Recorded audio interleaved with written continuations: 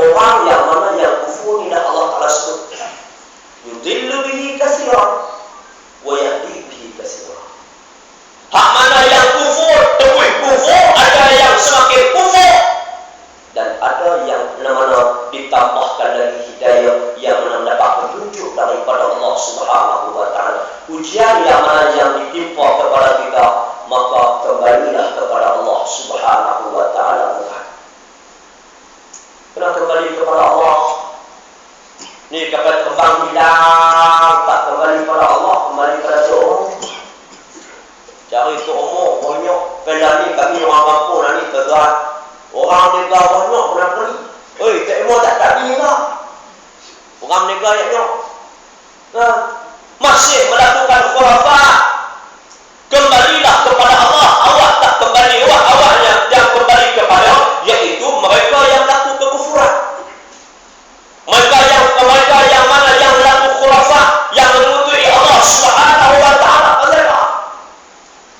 Jadi orang kita kadang-kadang tu bila timpa ujian, Allahu Akbar, tak sabar. Macam ujian hilang lagu ni Allah dan tiupak tu umur. Saya 2 bulan lepas mungkin dapat berita sampai sini. Wallahu a'lam sampai ke tak. Mungkin sampai, mungkin tak sampai. 2 bulan lepas. Bulan 1, 29 hari bulan 1. Saya kuliah di Masjid Taibin. Kuliah dan saya buat sedikit pelancaran derma. Kemudian pula saya buat jualan amal sedikit bulan lepas. Lepas tu saya terus pergi ceramah di kampung Batu 9. Balik pada ceramah tu sampai di rumah lebih kurang pukul 2 pagi.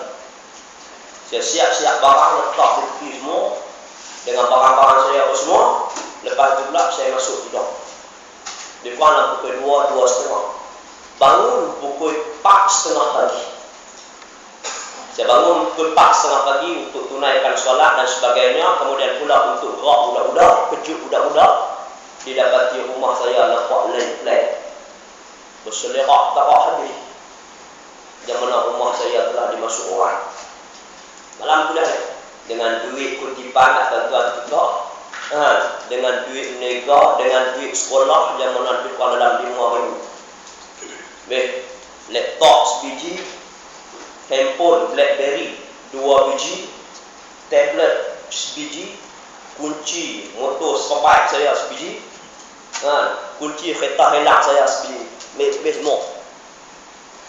Dengan barang-barang ni, kereta helak aja, kunci hilang sampai hari ni tak siap lagi. Kena 16,500 kereta helak aja. Orang kampung pelik tuan-tuan, yang mana yang kita ni berusaha cari untuk nak buat kebaikan. Dia gimbik pula. Tu kau ramai Allah Akbar Malaysia Ustaz, bila jumpa tu Allah, bukan aku bukan macam tu. Bila jumpa tu Allah Ustaz, tengok siapa dia masuk, siapa dia yang ambil ni. Atau aku bukan jadi hamba, jumpa tu Allah begitu buat bubu. Saya lama tak tengok bubu, bila tengok tu Allah ni banyak balik bubu, masa duk tahan bubu, masa ngaji pondok tu. Ada yang menjumpa Ustaz, bila jumpa tu Allah Ustaz, bagi doa kebun tak memurkan kuasa. Sampailah kepanjangan cerita tu, sampailah kepada guru di seleksi. Guru di seleksi kata apa? Mereka sampai ke tahap kata, tak apalah Ustaz, kami pergi jumpa Allah, pergi jumpa guru di seleksi. Kata tu Ustaz, aku tak boleh buat. Malu dia. Sikit lah. Sikit Ustaz kata. Sikit kata. Sampai berita Ustaz kata apa? Ujian tu. Asyik dia kata gini. Duk kira tok Allah hilang sikit, tok Allah hilang sikit, tok Allah hilang sikit, tok Allah. Orang masuk rumah tok Allah, orang masuk rumah cari tok dulu. Kadang-kadang perkara ini yang mana yang boleh menimbulkan fitnah kepada orang. Contoh orang tu masuk, orang masuk, lepas tu pula ambil duit dompet dia pun tak tahu pergi mana, pergi meletak tok Allah tu, tak doa Allah ni. Tak baca Yasin, tak solat hajat, tak mohon kepada Allah Subhanahu wa Ta'ala, pergi ubah tu Allah. Tu Allah tu pun tilik, tengoklah ayat. Ayat Jabdi Hikmah. Tengok.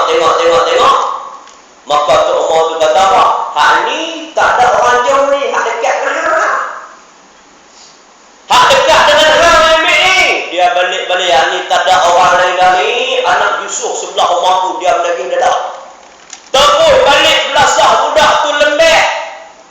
Masuk dalam rumah, rupa-rupanya dompet dia silap letak. Tu ya, tengok sampai berlaku fitnah. Kawan tu tak pasal-pasal tengok. Inilah yang berlaku tuan-tuan. Maka tanya dalam kitab muhasabah dari kita. Apa yang manajer kita buat? Setiap bala Allah, setiap ujian Allah Subhanahu wa taala, kadang-kadang ujian itu untuk nak menaikkan iaitu martabat kita, nak menguji kita supaya kita dekat dengan Allah Subhanahu wa taala. Kenapa? Kadang-kadang kita jauh dari Allah. Bila sakit baru ingat Allah, bila susah baru ingat Allah. Masa senang sikit kita ingat Allah Subhanahu wa taala. Nah, maka perlu kita kenal. Bagi orang yang mana yang fasik atau orang munafik pula, kesusahan itu mengguncang hatinya, menambahkan kejauhan daripada Allah Subhanahu wa taala dan mengeluarkannya begitu jauh daripada barisan mukmin, saf orang ni, bukan barisan saf. Barisan boleh. Begitu juga ujian kesenangan yang mana yang disokong kepada berbagai-bagai manusia, tetapi bagi orang yang beriman, kesenangan itu menambahkan kesedaran dan kepekaan dan kesyukuran. Dan bagi orang yang mana yang fasik atau munafik, kesenangan itu menjadikan mereka angkuh, rusak akhlak dan sesat. Ini beza. Orang yang mana yang menguji, yang diuji oleh Allah Subhanahu wa taala, orang beriman. Bila orang beriman diuji oleh Allah Subhanahu wa taala, dia lebih dekat dengan Allah Subhanahu wa taala. Ini yang disebut oleh yaitu al-marhum asy-syahid asy-syekh Syekh Qutb rahimahullah taala. Lagi diuji, lagi dekat dengan Allah Subhanahu wa taala. Beza dengan orang munafik, beza dengan orang fasik. Apabila mereka menimpa ujian, mereka merasakan yang mana mereka semakin mereka jauh dengan Allah Subhanahu wa taala. Bila dia buat ibadat. Contoh orang ni dia jarang main masjid. Bila main masjid, main saja masjid, kononnya dia nak berubah, tiba-tiba motor hilang. Balik duk maki hang tu malah dah masjid ni dia. Aku baru nak dekat, dah main dah hujan, aku baru nak buat ibadat, dah main hujan, aku tak tahan, biarlah jadi macam aku lah ni. Tu dia. Semakin jauh dengan Allah Subhanahu wa taala, semakin lagi jauh dengan Allah Subhanahu wa taala, bukan semakin dekat. Begitu juga apabila orang-orang mukmin apabila diberi kesenangan, mereka semakin iaitu merasakan ia adalah daripada Allah Subhanahu wa taala. Mereka kesenangan itu juga mereka bersyukur kepada Allah Subhanahu wa taala. Dan bagi orang munafik, mereka akan rasa itu. Kesenangan bagi orang mukmin, merasa mereka ini yaitu tafakur kepada Allah, adakah dia satu ujian. Saya kadang-kadang tuan-tuan, saya sendiri tertanya-tanya diri saya. Bukan sekadar orang, saya sendiri tak percaya.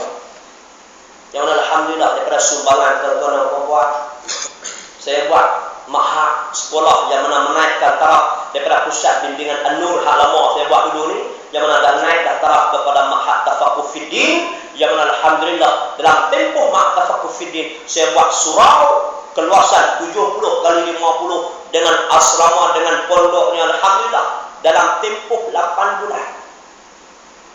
Bukan orang, saya sendiri setuju.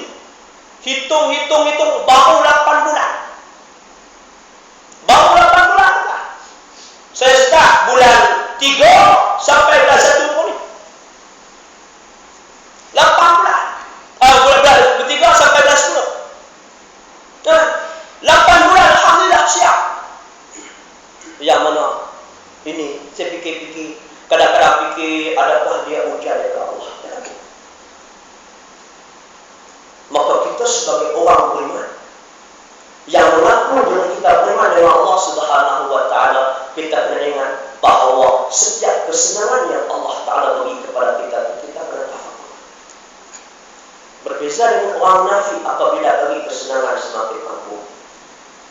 Ini jelas. Bukan mereka orang munafik apabila diberi kesenangan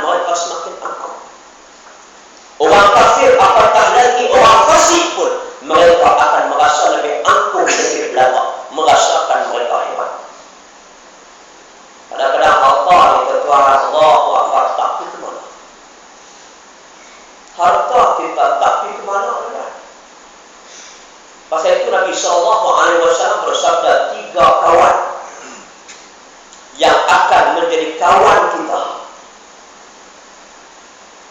maka kita kena jaga tiga-tiga kawan ini. Tengok kawan yang mana yang boleh tahan lama. Kawan yang pertama Nabi kata ialah kawan yang semasa hidup, semasa kita senang, semasa kita susah, dan apabila kita berwah tersungguh ketika mana kita menghembuskan nafas kita yang terakhir, kawan itu berpaling kalah. Kawan itu tak kaya kita. Inilah kawan yang paling tak guna. Kawan yang paling tak guna bila dia sebagai kawan kita semasa hidup di dunia, kita jaga dia, kita kasih dia, kita sayang dia, kita belai dia. Tetapi apabila kita jatuh tersungguh, kita mati, ketika itu kawan itu berpaling kalah, meninggalkan kita terkutak-katik seorang-seorang tanpa ada kawan. Yang kedua, Nabi kata kawan kita yang kedua ialah mereka ini akan bersama dengan kita semasa hidup dan akan bersama kita ketika mana kita mati, dan dia akan berpisah, dia akan ikut kita pergi ke kubur, dan dia akan berpisah ketika mana kita berada di dalam. Jangan tinggal kawan ini juga tak apa nak dipakai. Yang ketiga, Nabi kata kawan yang ketiga dia akan berkawan dengan kamu semasa kamu berada di atas muka bumi, semasa kamu berada di atas dunia, semasa kamu senang, semasa kamu susah, semasa kamu menderita, semasa kamu sakit, semasa kamu nak hati, semasa kamu berada di rumah, semasa kamu diiringi ke pusara, semasa kamu berada di kubur, dan di tangan kamu sampai ke mahsyar. Maka kawan kamu yang pertama, yang kawan dengan kamu dan kamu suka belai dia, sayang dia, kawan dengan dia, bersahabat dengan dia, berbaik dengan dia. Tetapi apabila kamu jatuh tersungkur, kamu mati, maka dia akan meninggalkan kamu seorang-seorang. Apa dia? Fahuwa maluhu, yaitu harta. Harta masa kita ada di dunia, harta kita himpun cukup banyak.